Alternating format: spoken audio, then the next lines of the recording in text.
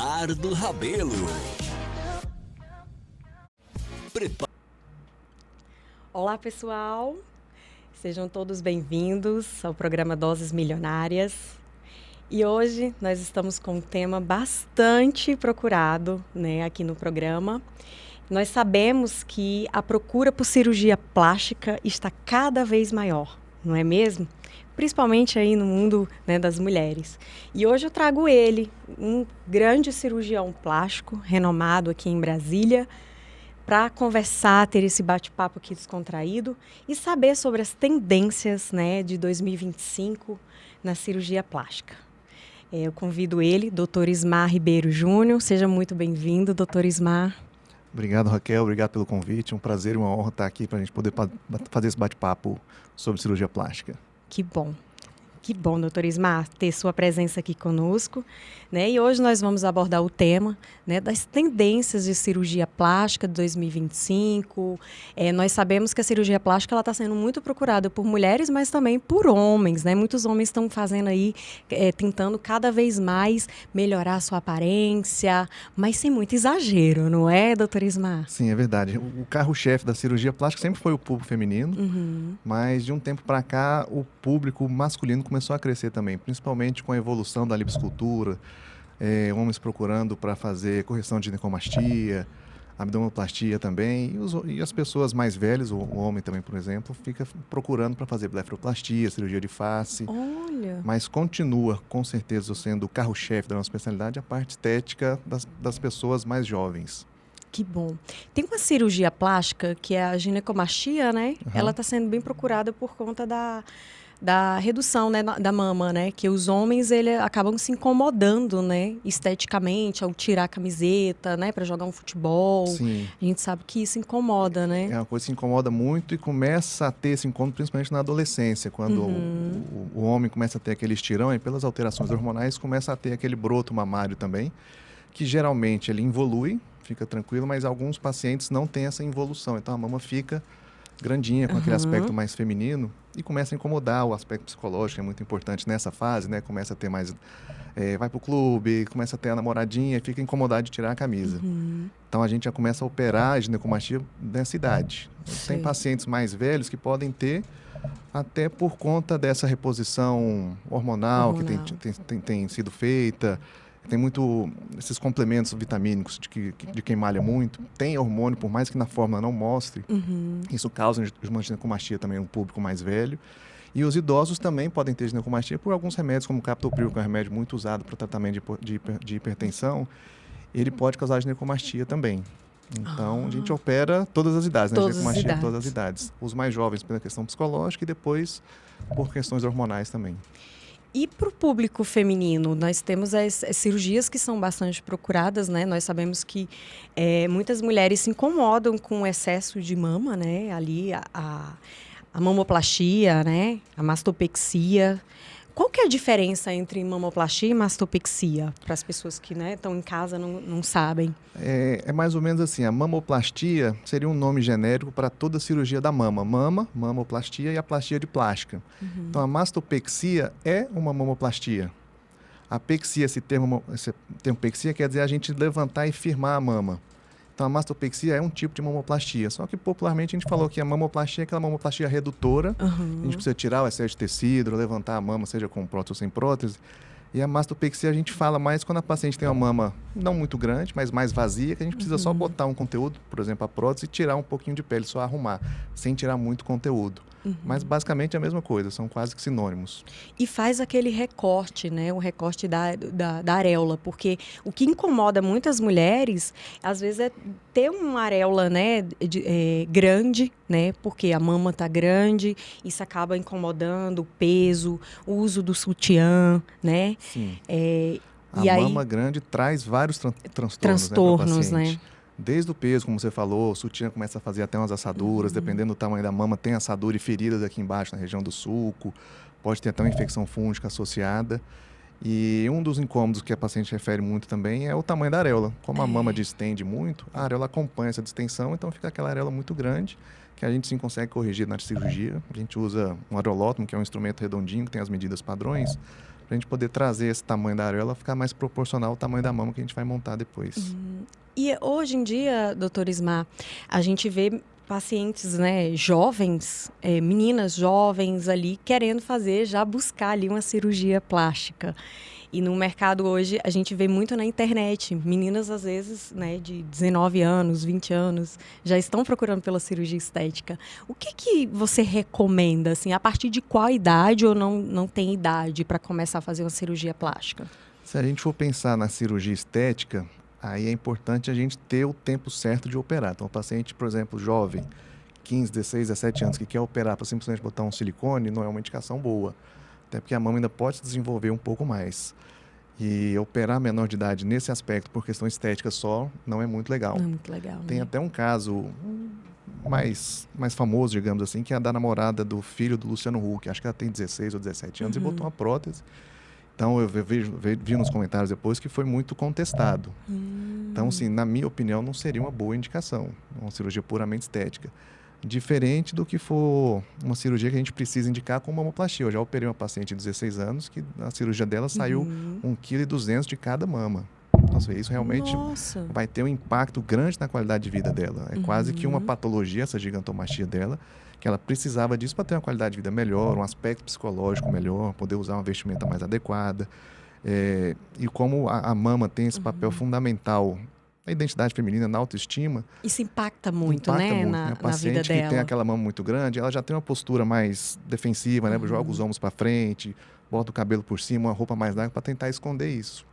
Então, essas pacientes mais novas que têm essa indicação para corrigir a gigantomastia, aí sim, é uma indicação que não tem como a gente correr dela e tem que fazer, realmente. Mas as estéticas, eu acho melhor esperar a paciente chegar na maioridade, poder até decidir sozinha por si mesma, né? Tem questão de amamentar também, né? Se ter filhos, né? A amamentação, teoricamente, na cirurgia de mama, ela se preserva. Né? A gente, na cirurgia, seja uma mamoplastia ou uma simples inclusão de prótese, o tecido mamário ele é preservado. A gente tira um pouco, claro, quando precisa reduzir um pouco, mas a maior parte do tecido mamário é preservada. A areola, por exemplo, é um tecido mamário.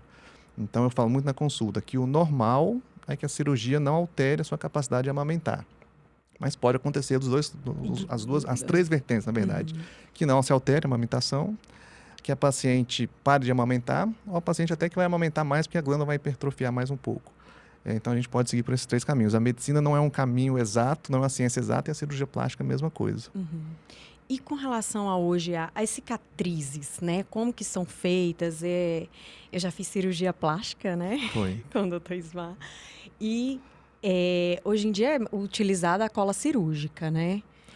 Sim. Que é bem diferente, muito tempo atrás. E com relação à cicatriz, o que mudou, assim, de 10 anos para trás, 10 anos para cá? A técnica cirúrgica em si é uma coisa que não evolui tanto com o tempo, né? As técnicas que a gente usa hoje são as que foram descritas há muito tempo atrás. Mesmo a mamoplastia em L, que está muito na moda hoje, tem se falado muito mais recentemente, mas é uma cirurgia de antigamente, lá da década de 80. Já tem um cirurgião plástico brasileiro que descreveu isso, e só que foi caindo em desuso e voltou mais à moda agora, pela questão de preservar a parte medial do decote. E em relação à cola cirúrgica, é importante entender que a cola ela não substitui os pontos, os fios de sutura, principalmente em cicatrizes grandes, como a cicatriz de uma mamoplastia, por exemplo. Então, a gente faz a sutura normal, com os pontos internos, né? A gente sempre faz uma sutura intradérmica, fica só os dois fiozinhos onde entra e onde sai. E a cola vem fazendo como se fosse um acabamentozinho final por cima, como se fosse um curativo. E a vantagem da cola é que tira a tensão da cicatriz, que é uma das coisas que piora a qualidade da cicatriz, é a tensão excessiva na pele. Então, a cola vem para tirar essa tensão excessiva, tentar garantir uma qualidade de cicatriz melhor lá na frente, e um benefício que a gente, com a cola, consegue deixar também as cicatrizes hermeticamente fechadas. Então, diminui mais ainda o risco de infecção. É uma coisa que não combina de jeito nenhum. Cirurgia plástica, prótese de silicone, por exemplo, e infecção. Então, a cola vem para fazer isso. Ai, que bom. Então, os pacientes, por exemplo, o paciente, quando ele vai fazer uma cirurgia estética hoje em dia, é necessário fazer os cuidados também ali do pós-procedimento. Com certeza. Né? Que tem que levar bem à risca isso. O que você recomenda ali para os cuidados, principalmente do pós? Tem um pré e um pós-procedimento? Você acha que a alimentação interfere? Quem vai fazer uma cirurgia plástica? Sim, com certeza. A cirurgia em si, o ato cirúrgico, é só uma parte dessa cadeia toda que vai levar a um resultado legal no final. Então, o pré-operatório é importantíssimo, a paciente está preparada, seja psicologicamente quanto fisiologicamente também. Então, um peso controlado, uma paciente menos inflamada, é importante para a gente já preparar a paciente para a cirurgia. Durante o ato cirúrgico, né? Então, também usar todas as técnicas que a gente tem hoje disponíveis e os materiais para a gente tentar entregar um resultado adequado. E o pós-operatório também é importantíssimo. Não adianta a gente só fazer uma cirurgia muito bem feita se o pós não for legal. E o pós depende da paciente, com certeza, de seguir as orientações direitinho do médico, e da equipe que a gente precisa que cuide da paciente. Então, um fisioterapeuta, o pós-operatório, um enfermeiro especializado. Tudo isso ajuda a gente a conseguir. É importante, né? O fisioterapeuta. É muito importante. A importância do papel do fisioterapeuta. Eu lembro uma vez, né? Quando eu fiz a minha cirurgia. E aí eu senti mesmo. Tanto que é importante você fazer uma cirurgia e ter uma pessoa para poder lhe dar o primeiro banho. Sim. Né? A colocação de tape, troca do tape. E essa parte do pós-operatório, dos cuidados pós-operatórios com a fisioterapia junto, é uma coisa que evoluiu muito de poucos anos para cá. E veio para agregar demais assim, no nosso resultado final da cirurgia. Seja a aplicação do tape, as drenagens linfáticas, que mudou muito de um tempo para cá. Antigamente, a gente via paciente que fazia uma cirurgia de lipo, por exemplo, no dia seguinte já tinha que começar a fazer a drenagem, as massagens, e a paciente falava que a cirurgia, a drenagem tinha que doer. E a gente sabe que hoje é completamente diferente, né? A gente tem que deixar aquele tecido repousar um pouquinho para ficar menos inflamado, para preparar depois para começar as terapias manuais, porque essa manipulação em excesso, essa dor que a paciente falava que tinha que sentir, fazia um efeito contrário, favorecia mais fibrose, mais irregularidade. Então, hoje a gente deixa o tecido repousar. Depois de 7, 10 dias mais ou menos, a gente começa essas terapias manuais. Na nossa rotina, a gente tem a equipe própria, eu acho isso importante, porque a gente consegue controlar todos os processos, né? Desde o pré até o pós. Eu não gosto de deixar a paciente muito solta. Então, eu gosto de centralizar tudo para poder saber onde que a gente vai chegar. E isso é muito importante, com certeza. É importante. E tem uma equipe também, né, que vai dar todo o suporte, porque quando faz uma cirurgia estética, acaba que a paciente às vezes se sente ali insegura, né, do que pode acontecer, quais são os cuidados que deve tomar. Então, ter segurança, né, sentir que fez com uma pessoa com segurança, para qualquer... Né, porque a gente sabe que toda cirurgia plástica pode acontecer, né, de uma intercorrência, assim como qualquer uma outra, né, que a gente faz. Então, é importante a gente ter uma equipe, né, ali que com certeza você deve ter para poder dar esse suporte. Sim, com né? certeza. Complicação em cirurgia, todo mundo tem. Todo né? mundo Todas tem. as especialidades têm. A gente sempre fala que não tem complicação quem não opera. Então, é normal ter. O importante é saber identificar essa complicação e saber tratar e orientar bem o paciente. Né? Eu gosto sempre nas consultas, eu mostro as complicações possíveis que pode acontecer. Tem paciente que até fica com medo, arregala o olho quando mostra uma necrose de areola, por exemplo. Mas eu falo, é melhor você saber o que pode acontecer e como que a gente pode tratar, porque eu acho que o medo do desconhecimento é pior, na verdade, do que você saber o que pode acontecer e que você vai conseguir resolver. É muito melhor, com certeza. E lembrar que a cirurgia plástica, por se tratar de uma cirurgia estética, o paciente é um paciente saudável, que espera entrar na cirurgia bem e sair da cirurgia bem. Diferente de um paciente que vai fazer uma apendicectomia, um paciente que vai fazer uma mastectomia, que é um paciente que tem uma doença de base e está entrando na cirurgia para se curar. Então, a paciente precisa ser acolhida. Né? A gente precisa estar bem próximo dela.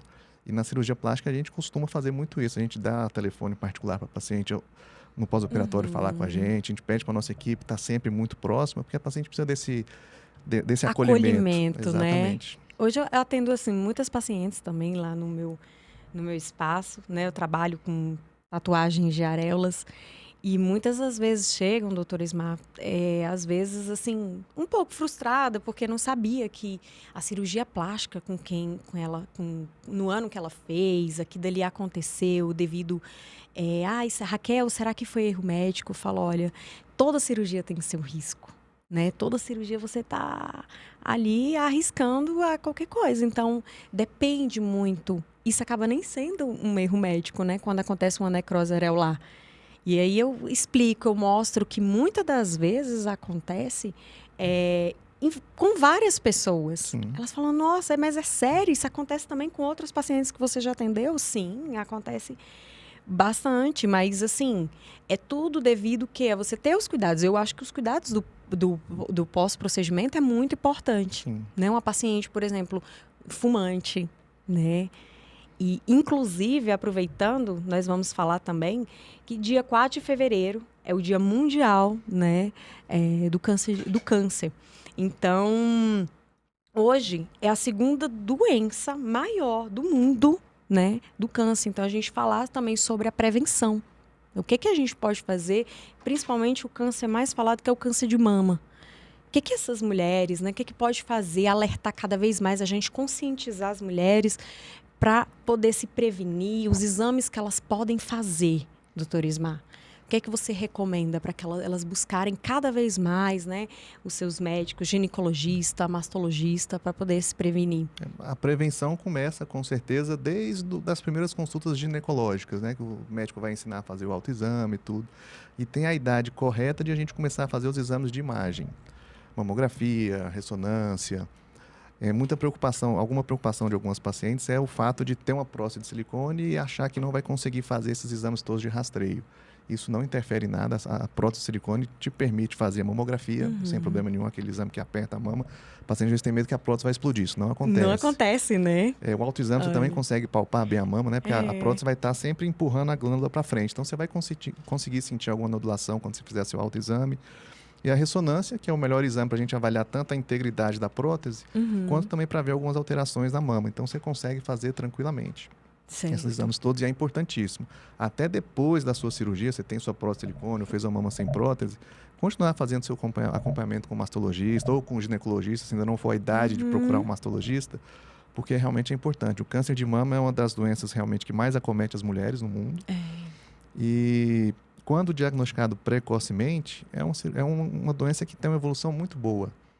E a reconstrução mamária também é uma cirurgia que evoluiu muito. Então, hoje a gente consegue quase que entregar um resultado como uma cirurgia estética, não uma cirurgia reparadora, que é a reconstrução mamária, mas a gente consegue entregar resultados tão bons quanto uma cirurgia puramente estética.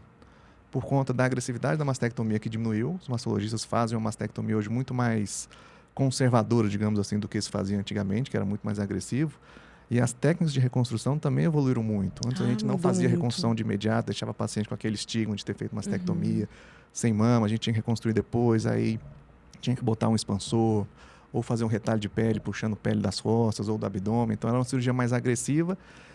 E hoje em dia a gente já consegue, na hora da cirurgia da mastectomia, de tirar a mama da paciente, com a equipe da masto, a gente já reconstrói de imediato.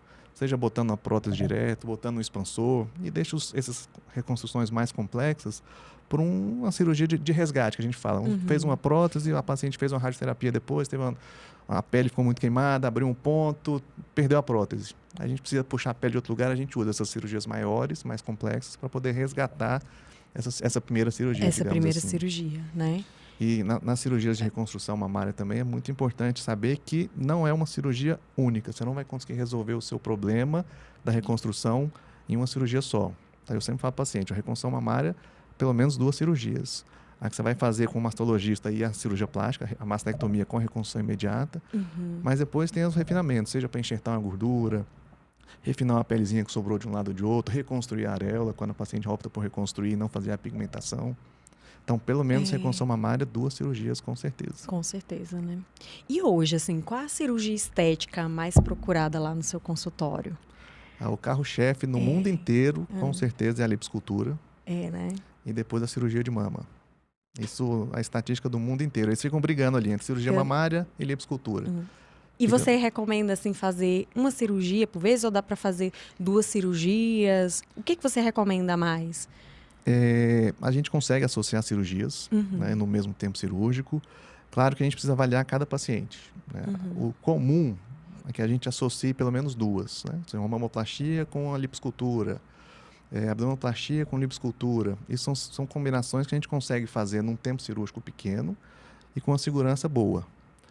Quando a gente passa a pensar em indicar uma cirurgia tripla, que seria, por exemplo, uma mama, lipo e abdômen, a gente já tem que selecionar bem o paciente, porque é uma cirurgia que vai demandar um tempo cirúrgico maior. Então, a paciente vai estar, mal ou bem, mais exposta a alguns riscos. E saber que esse tipo de cirurgia a gente não pode, até por norma técnica do CFM, da Anvisa, fazer em ambiente não hospitalar, como clínicas de cirurgia plástica. Então a gente precisa ter uma estrutura hospitalar por trás para a gente obedecer o que manda a legislação. Então a cirurgia tripla pode ser feita? Pode. Mas tem as indicações precisas e os locais que a gente pode fazer esse tipo de cirurgia. Então tem que saber escolher bem o paciente e o paciente saber entender. Né? Porque muita paciente fala, doutor, eu quero já chegar e fazer tudo de uma vez. Eu tenho que falar, não vai dar, vamos fazer o que te incomoda primeiro agora, é a mama, é o abdômen, vamos começar por isso, depois a gente faz outra parte. É ruim porque envolve 2 cirurgias, tem um gasto financeiro maior, mas a segurança tem que sempre vir em primeiro lugar. Em primeiro lugar, né? Uma coisa por vez. E já aconteceu, teve alguma história, algum caso de alguma paciente sua que você sentiu, você percebeu que ela estava querendo exagerar na quantidade de cirurgias estéticas, aqui dali para ela? Sempre tem. Sempre tem, né? Que sempre quer mais. Procurar a perfeição. Exato. E a perfeição não existe, né? A gente vê, às vezes, resultados que aos nossos olhos, assim, tão perfeitos. A gente até, às vezes, usa como modelo no consultório, essa foto, o paciente que fez isso e isso. Mas a paciente nunca está 100% satisfeita. Mas tem uma cicatrizinha ali que está me incomodando, tem a areola que está um pouquinho assim. E aí tem que falar, calma aí, vamos lá. Vamos devagar. Vamos ver aqui, como é que você era antes, olha como você está hoje. Então, você vê que você chegou num nível de resultado excelente, só que você não sente isso porque você não lembra de como você era antes. Então, por isso que é importantíssimo essa documentação fotográfica na cirurgia plástica. Pra gente mostrar e confrontar o antes e o depois e trazer a paciente para a realidade. Falar, tá vendo como você era e como você ficou. Então, e a gente não consegue, não vai nunca ter uma perfeição. Até porque o resultado de uma cirurgia plástica envolve uma avaliação subjetiva. O que hoje, para mim, está perfeito no paciente, para ela vai estar ruim. Ou se está ótimo para ela, eu vejo um defeitinho ali. Então, e a cirurgia plástica tem muito isso. A gente trabalha com resultados subjetivos e expectativas. Então, antes de fazer uma cirurgia, entra a questão do pré-operatório do aspecto psicológico. É preciso a gente alinhar as expectativas. Bom, se o caso é assim, assim, assado, eu consigo chegar mais ou menos nisso, e minha ideia é que fique assim. Pode ser que não fique. Não fique. É igual o caso, só para descontrair aqui agora, teve um caso aí na internet agora, né, que foi um influenciador que ele quis ficar igual o Cauã Raymond. Eu vi. Você viu? Vi. Gastou aí muito dinheiro para tentar ficar igual. E mesmo assim, gente, cada pessoa, né, tem uma estrutura óssea. É impossível você ficar igual exatamente a outra pessoa, né? E eu acho que o lado também da naturalidade, né? A gente procurar a naturalidade, a gente vê vários influencers aí que estão tentando até tirar, por exemplo, a questão de preenchimento, né? Ir para esse lado mais do natural, né? Hoje em dia já estão procurando bem mais, né? Sim. Você acha que a lipo HD mesmo, ela é muito procurada? Quais são os riscos de uma lipoescultura, por exemplo? A lipo HD teve um boom ali no começo dos anos 2000 e a gente está em 2025. Foi na pandemia, não foi? Por ali? Mais ou menos por ali, mas antes já estava começando a se falar mais. E aí começou a engatinhar essa questão da lipo HD, e hoje em dia o que a gente tem visto é uma volta para o resultado mais natural. Porque quando começou a cirurgia com a lipo HD, a gente imaginava o quê? Que ia fazer todos os packzinhos do músculo reto abdominal, aquela cavinha ali da região inguinal. Então a gente deixava o paciente realmente parecendo estar todo malhado, todo musculoso. E em mulher, que é o carro-chefe, ficava até um corpo um pouco masculino, muito artificial, inclusive. Hoje em dia tem se buscado já ao contrário, um aspecto mais natural. Preservar mais os contornos normais, digamos assim, da paciente, valorizando a linha da cintura, a linha média, que é a linha alba, e a linha semilunar, que é aquela marcação lateral do reto abdominal. Deixar um abdômen com aspecto mais natural, menos marcado, menos artificial, como a lipo HD entregava antes, e buscando sempre isso, que é importantíssimo, a naturalidade. E identificando cada perfil de paciente. Não adianta nada eu pegar uma paciente que tem um pouco de sobrepeso, fazer uma lipoescultura HD, ela vai se parecer musculosa, mas você vai ver que não é compatível. O abdômen com o braço, por exemplo, com a perna. Vê que aquilo é artificial e não fica bonito. Fica muito ruim. Então, a gente tem que tratar também cada paciente como um paciente diferente do outro, né? Você que está assistindo aí, daqui a pouquinho eu vou pedir para o Dr. Ismar também deixar aí as redes sociais, né, os contatos dele, para você conhecer também o trabalho dele. Tem um trabalho incrível. Eu acho muito delicado. Você tem um olhar assim, bem diferenciado, né, e preserva muito a naturalidade. É o que mais me encantou também. Eu tenho certeza que vocês vão adorar, tá? E falando também, tem uma dúvida. Eu peguei algumas perguntas, né, de algumas pessoas, algumas pacientes também que eu atendo e sempre me perguntam com relação à prótese de silicone. O que é que você recomenda, assim? Quando que tem que colocar por baixo do músculo, por cima do músculo? Elas geram muita dúvida com relação a isso, não é? Gera. Então, só falando mais ou menos como funciona isso, né? Na cirurgia que a gente vai usar uma prótese, a gente pode botar ela no plano subglandular, se a gente deixando a prótese, então, abaixo da pele e aí abaixo só da glândula, preservando o músculo peitoral aqui embaixo. A gente pode botar a prótese embaixo desse músculo peitoral, então vai ter o músculo peitoral, a glândula e a pele recobrindo a prótese. E isso depende muito de o que a gente vai indicar. Então, hoje também tem se falado muito mais do que antigamente sobre a prótese submuscular, mas também é uma questão muito de escola.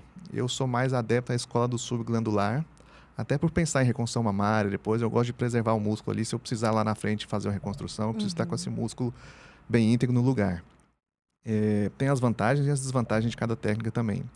Quando eu vou indicar uma submuscular, seja só por uma questão estética, a gente tem que ver que a paciente, tem que avaliar a paciente que não vai ter nenhum um revestimento, a gente fala um pinch teste, a gente precisa ter um pouquinho de pele ali para poder proteger a prótese, para não ter um contato direto com a pele.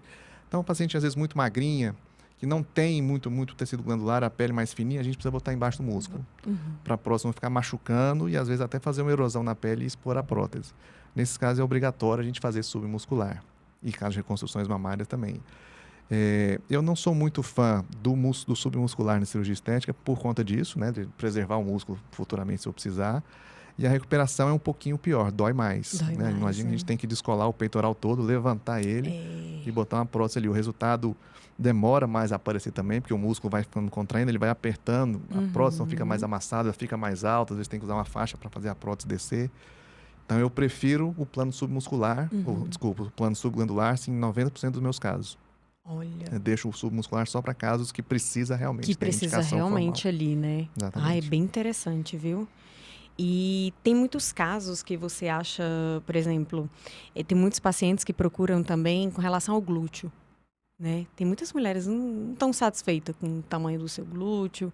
E aí, o que é recomendado hoje? A prótese de silicone? Ou já estão usando ácido hialurônico? Ou a própria gordura, né? Quando a gente faz a lipoescultura, a gente já aproveita essa gordura que a gente tirou e pode enxertar no glúteo. Enxertar no glúteo. Né? Que é a lipoenxertia.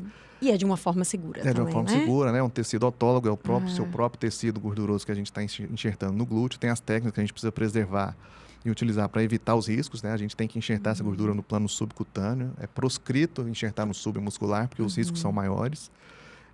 E a gordura tem uma vantagem de, além de promover o aumento, né? Porque a gente vai enxertar um volume ali no glúteo, cada lado. Mas a gordura, por ser rica em células-tronco, tudo, ela faz um efeito de bioestimulador muito bom também. Então, melhora a qualidade de pele, a sustentação a longo prazo. Claro que uma parte disso pode ser reabsorvida. Né? Tem trabalho científico que fala que varia de 10% a 70% a taxa de reabsorção. É muito pouco. E é imprevisível. Mas os efeitos locais que a gordura tem quando a gente enxerta, isso a gente sabe, enxerga, e a gente consegue ter uma previsibilidade de como vai ficar esse bumbum depois.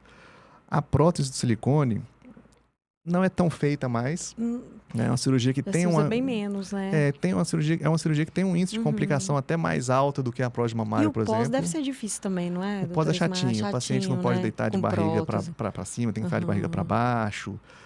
Tem mais chance de infecção, porque é uma região, mal ou bem, que está ali mais sujeita a uma boa higiene. Então, a gente bota no plano submuscular, ela com frequência sai desse plano submuscular por conta própria e vai para o subcutâneo, então fica uma prótese palpável, pode rodar. Então, é uma cirurgia que tem mais complicações. Então, a lipoenxertia, com certeza, tem um resultado mais seguro. E hoje tem sido feito também o preenchimento com ácido hialurônico.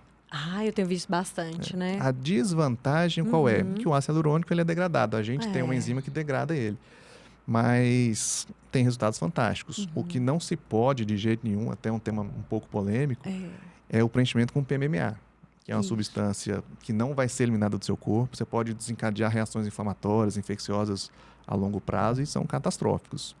E tem gente que faz, tem colega médico que faz. Nossa. Até tem uma força-tarefa, digamos assim, da Sociedade Brasileira de Cirurgia Plástica junto ao CFM para proibir a comercialização do PMMA para fins estéticos. principalmente enxerto glúteo, porque a gente sabe que as complicações são catastróficas, a Tem gente sido deixa uma a paciente, polêmica, né? a paciente Bem fica grande muito mesmo. sequelada, a gente tem que sair tirando, e é difícil, porque ele vai entremeando no meio do tecido ali, tem infecções de Nossa. repetição, então E para fazer a retirada de todo o PMMA depois... é quase impossível. É quase A gente impossível. tem que sair tirando um tanto de muita coisa, então a paciente fica sequelada, cheia de Deve cicatrizes. ser várias cirurgias, né, para poder tentar tirar. Com certeza. Então, é muito ruim. Então, Uhum. a gente torce para que essa força-tarefa da Sociedade de Cirurgia Plástica consiga proibir isso. O PMMA tem as suas indicações, né? A indicação mais conhecida é corrigir alguns defeitos de volume em face de pacientes que têm HIV. A AIDS mesmo, a síndrome Ele foi AIDS. produzido para isso, Foi né? produzido para isso. Para fins estéticos, de jeito nenhum. De jeito nenhum. É melhor de uma forma segura, né? Com certeza. Se você está buscando uma cirurgia plástica, bem melhor você fazer de uma forma segura.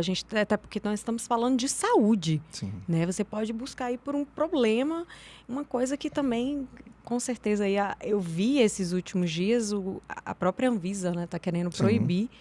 Então, com certeza, hoje, se eu fosse fazer, eu faria de acordo com o médico, sabendo isso aqui dali, o que pode causar futuramente, até porque você está colocando um corpo estranho, né? Com certeza. Então, se ele pode, depois de um tempo, como que ele vai agir dentro do meu organismo?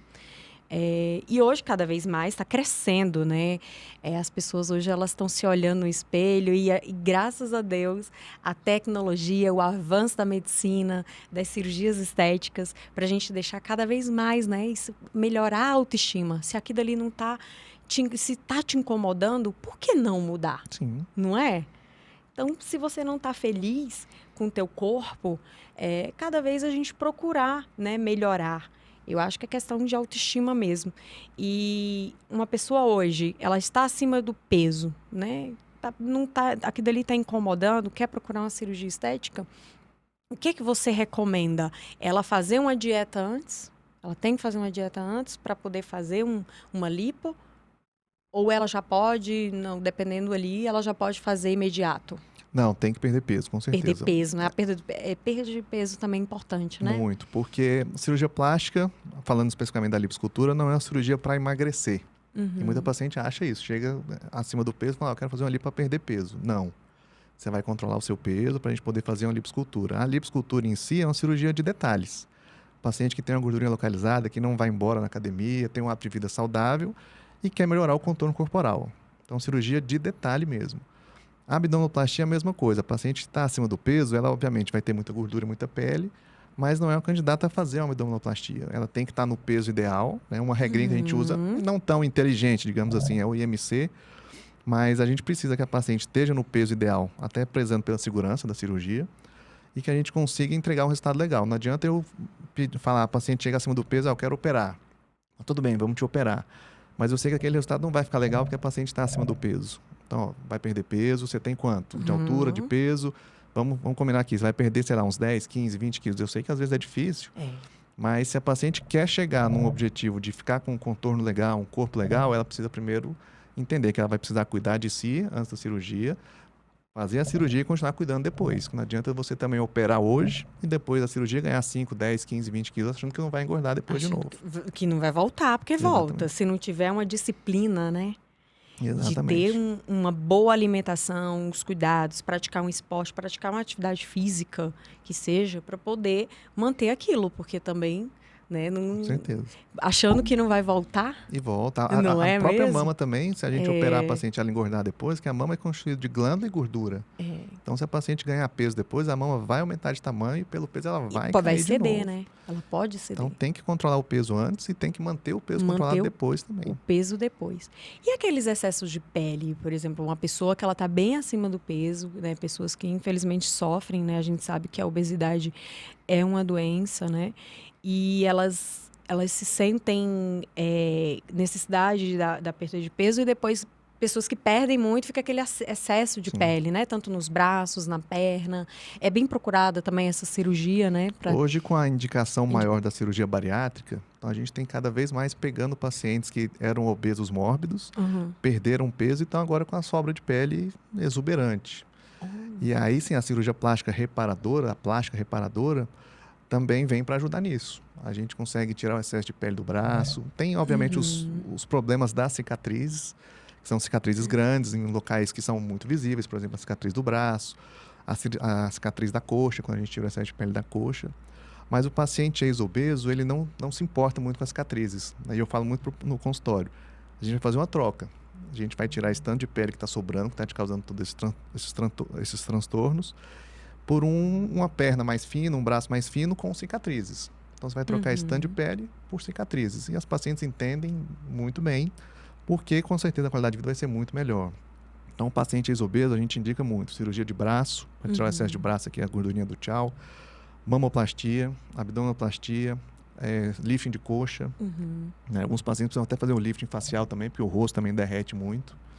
Então, também a gente faz muito esse tipo de cirurgia. Nunca dá para associar tudo ao mesmo tempo. Então, a gente costuma dividir em tronco superior e tronco inferior. Vai fazer o braço com a mama, a coxa com o abdômen.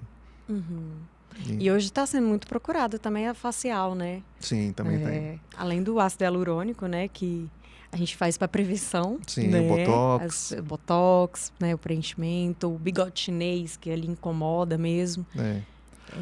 E a cirurgia plástica da face também. Essa sim, é uma cirurgia que evoluiu muito de uns anos para cá.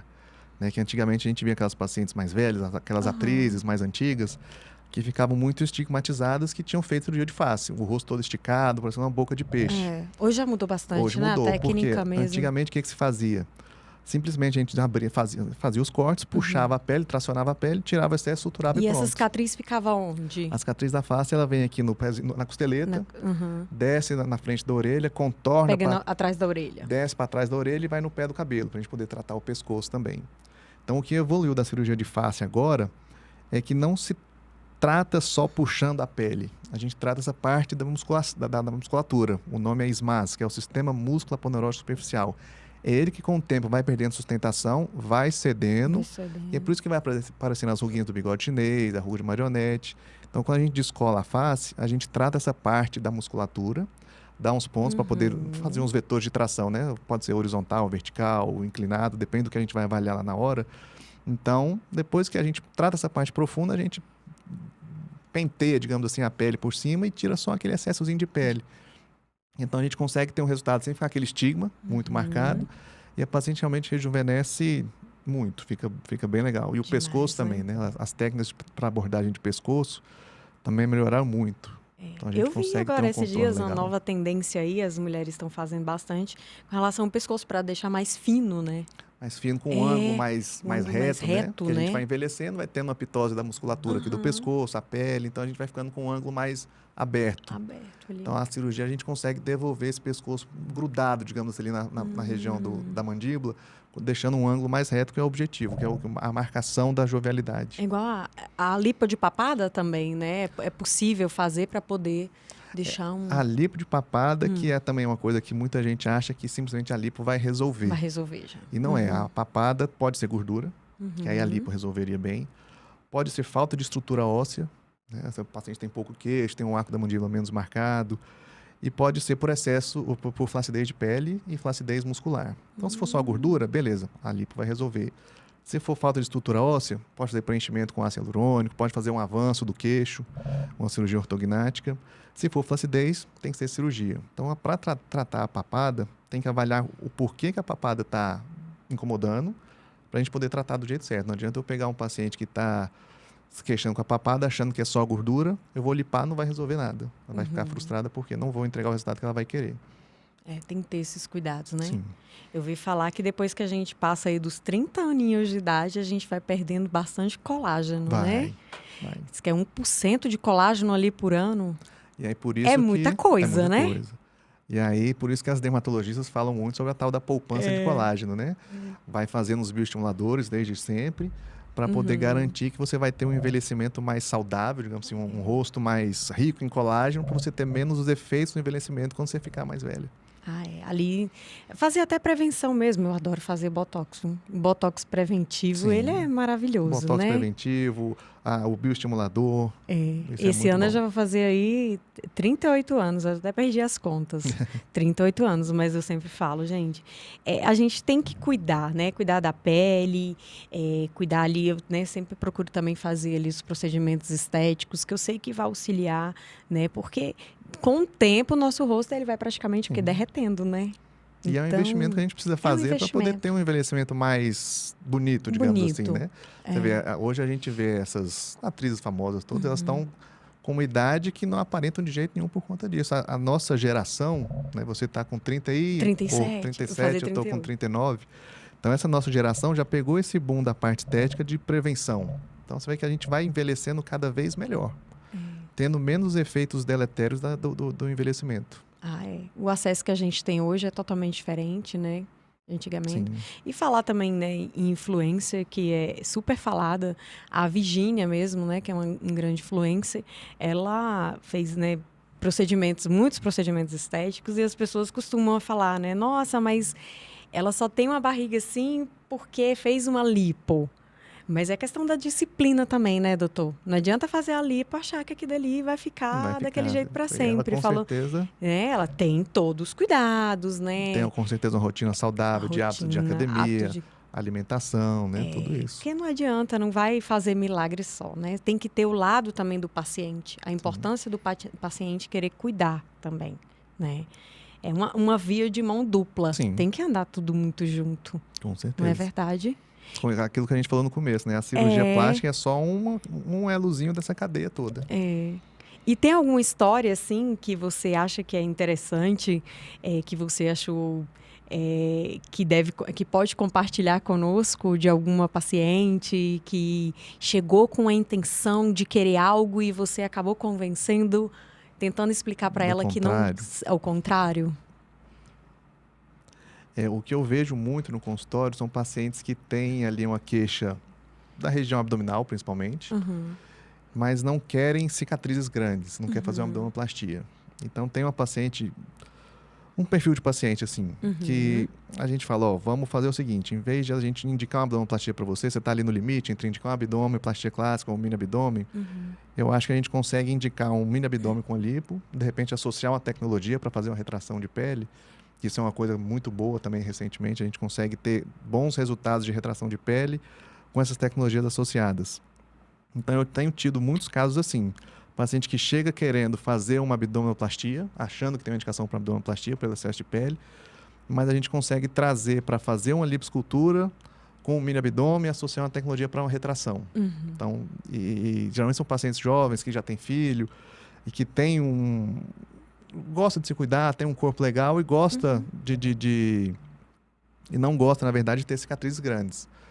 Então, acho que é um caso legal isso. O fato da gente conseguir associar tecnologias para poder garantir, tentar entregar um resultado legal sem gerar muitas cicatrizes. A lipoescultura com mini abdominoplastia e tecnologia é uma cirurgia que a gente tem feito bastante. Bastante. E assim, as próteses de silicones, elas mudaram muito? Né? Porque as pessoas, eu sei que a prótese de silicone, né, antigamente você tinha que ficar trocando, né? Hoje em dia, acho que gera bastante dúvida, é uma das dúvidas que eu mais recebi. Se eu fizer uma cirurgia plástica hoje, se eu colocar uma prótese de silicone, será que eu vou ter que trocar daqui a quanto tempo? As próteses, elas vão evoluindo com o tempo, com certeza, né? As próteses que a gente usa hoje são muito mais modernas do que a gente usava antigamente. Então, a gente não fala mais que tem que trocar a cada tantos anos. A gente fala muito, tem que trocar a cada 10 anos. Hoje a gente não fala mais isso, ela não tem um prazo de validade definido. Por outro lado, eu também não posso falar que ela vai durar para sempre. Pode ser que ela se rompa, porque é extremamente raro, mas pode acontecer. O paciente pode ter uma contratura capsular por algum motivo, que a gente precisa trocar, né? A contratura é quando a cápsula que envolve a prótese, um corpo estranho, o organismo faz uma cápsulazinha ao redor. Aí tem que fazer o explante. Fica tão forte, começa a ter uma deformidade, um endurecimento, e no último grau de força, assim, a paciente tem até dor. Então, a gente não fala que dura para sempre por conta disso. Mas a gente consegue, sim. Está tudo bem, não teve nada de errado com a prótese, não rompeu, não teve uma contratura grau 3 e grau 4, vai ficando com a prótese pro resto da vida. Então, com certeza. Antigamente, a gente falava muito que a gente tinha que trocar a cada tanto tempo, porque a gente via que a prótese ia suando, por exemplo. A gente ia trocar por algum motivo, pegava a prótese, ela estava toda íntegra, mas tinha silicone lá de fora. Então, a gente falava que ela estava suando. Tinha silicone por fora do invólucro dela, mesmo ela estando totalmente íntegra. Então, esse invólucro, a superfície, a textura, vem evoluindo com o tempo. Então a gente consegue ter umas qualidades de prótese muito melhor, que minimizam muito as taxas de complicação. Então, o ideal E, é estar sempre fazendo exame, com certeza, também vendo como que depois que tá, operou, a cada né? 2 anos, né, dependendo da idade, a cada 1 ano, Uhum. fazendo os exames normais para ver como é que está a integridade da prótese, como é que está, se tem alguma cápsulazinha mais espessa. Então, com certeza, o acompanhamento depois é importante, seja com um cirurgião plástico ou com um mastologista. Outra dúvida também que gera muito é com relação a qual tipo de exame, né, que faz depois que é colocada a prótese de silicone. Será que eu posso fazer uma mamografia? Pode fazer sem medo. Pode fazer normal, Pode não fazer. é? Não vai romper. Não vai ter esse problema. Nada. Tem alguns Que vídeos até no muitas Instagram que o pessoal passa com um carro em cima da prótese para mostrar que ela é muito resistente, né? resistente, né? Então ela não vai romper se fazer a mamografia, não. Vai incomodar, como incomodaria se não tivesse a prótese, mas pode fazer sem medo. O melhor exame para a gente poder ver como estão as próteses é a ressonância magnética das mamas, porque a gente consegue ver direitinho o contorno da mama, o contorno da prótese, desculpa, se tem algum sinal de ruptura, se tem uma cápsula mais espessa. Então é o melhor exame para a gente poder avaliar a integridade da prótese. Da prótese mesmo. Mas os exames todos os outros pode fazer normalmente sem medo nenhum. E hoje em dia estão fazendo muito também a redução de mamas sem prótese, né? Redução mamária sem prótese. Mulheres que optam por não colocar prótese, né? É possível, né? E eu vi já, né? Alguns trabalhos mesmo do Dr. Ismar, que fica assim, gente, fica bem natural, de uma forma muito natural mesmo. Às vezes até parece que ela tem prótese, de silicone, né? A gente indica muito mamoplastia sem prótese em pacientes mais jovens, que não tem filho ainda. Né? Até para tentar preservar mais glândula mamária, né? Para garantir que tenha uma amamentação mais tranquila depois. Mas também pode botar prótese em pacientes jovens sem problema nenhum. E pacientes mais velhos podem também fazer, por preferência, não usar prótese. Até porque tem se falado muito hoje em dia da doença do silicone, síndrome de Ásia. Então a gente tem recebido muito no consultório paciente que não quer a colocação da prótese. E é tranquilamente possível de ser feita. A técnica cirúrgica é basicamente a mesma.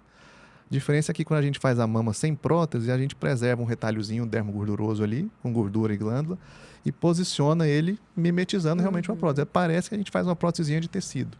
E se ela quiser a prótese, você também, acho que muitas devem te perguntar, né, doutor Ismar, qual a prótese recomendada? Sim. Você lá no seu consultório mesmo, você mostra, a gente né, tem as um próteses mostruário com todas as próteses. As próteses têm vários formatos e, obviamente, vários tamanhos e vários perfis que são a altura, né? Tem a prótese formato em gota, tem a prótese cônica e as redondas. Além disso, elas mudam também em relação ao tamanho, da altura, desculpa, que a gente chama de perfil, que é o perfil baixo, moderado, alto e o super alto. E as texturas, né? A textura de poliuretano, a textura macrotexturizada, que chama, a microtextura, a nanotextura e as lisas. Então, geralmente em cirurgia estética, rotina minha, uso muitas próteses redondas, de perfil alto, e de textura de poliuretano. Eu gosto do poliuretano porque ele garante, né, uma firmeza maior, uma estabilidade maior da prótese. Ele funciona quase como se fosse um efeito de velcro. Ele gruda bastante ali, então a gente consegue deixar a mama mais firme. Essa é indicada também para uma mulher, por exemplo, quer amamentar, ela fica mais firme ali, porque muitas devem querer a prótese, né? Ah, mas eu ainda vou ter filho. É possível ter uma prótese que... porque a gente sabe que pode ceder. Pode ceder. Né? Que pode. Mas tem uma prótese hoje em dia, assim, mais moderna que você garante essa estabilidade? Não, né? Não. Porque vai depender de vários fatores, né? Do quanto de hipertrofia da glândula a paciente vai ter quando amamentar, da qualidade de pele, do peso que ela vai ganhar. Então, o tipo de prótese que a gente usar não vai garantir que depois que ela amamente, a mama não vai cair. Entendi. Isso a gente não consegue fazer essa associação, não. Ah, tá. Que bom. E... hoje em dia, eu quero falar para vocês também, deixar aqui, Dr. Ismar, o Instagram do Dr. Ismar. Sim, o meu Instagram é doutor, né, dr.ismarjúnior.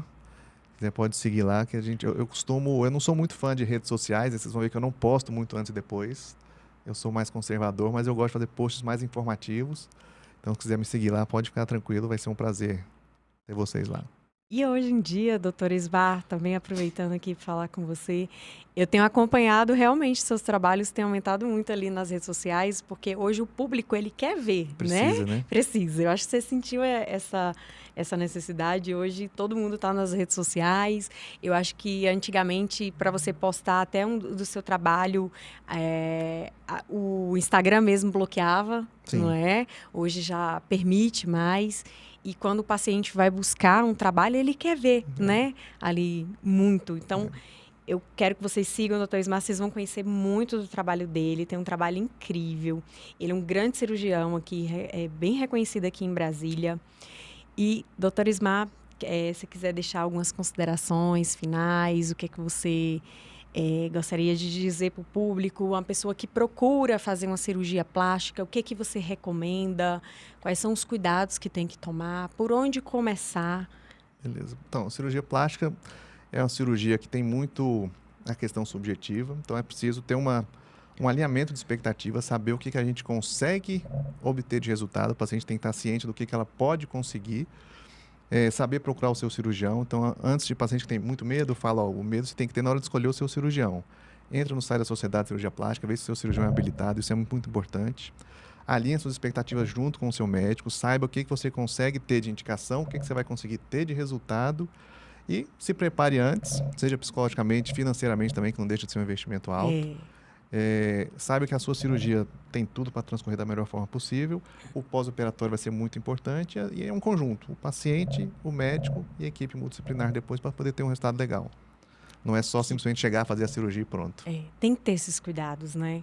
E você procurar um cirurgião que se preocupa com a sua saúde, que dá todo esse amparo depois que você faz uma cirurgia plástica, é muito importante você, né, ter todo esse acolhimento de uma equipe, né?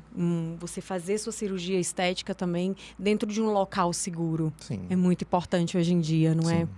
Então, gostaria de agradecer também a sua vinda, por você ter aceito aqui participar do programa Doses Milionárias. Muito feliz com sua presença, né, por tirar esse tempo e esclarecer muitas dúvidas, né, de muitas pessoas que estão assistindo aí, que procuram fazer também uma cirurgia estética.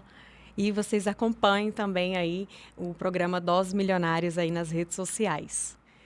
Gostaria de dizer algumas... Obrigado, boa tarde. Foi um prazer estar aqui. Obrigado mais uma vez pelo convite. Nada. Qualquer dúvida que alguém tenha, pode mandar mensagem no Instagram que eu respondo lá também.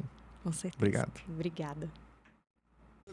Doses Milionárias. Apresentação: Leonardo Rabelo.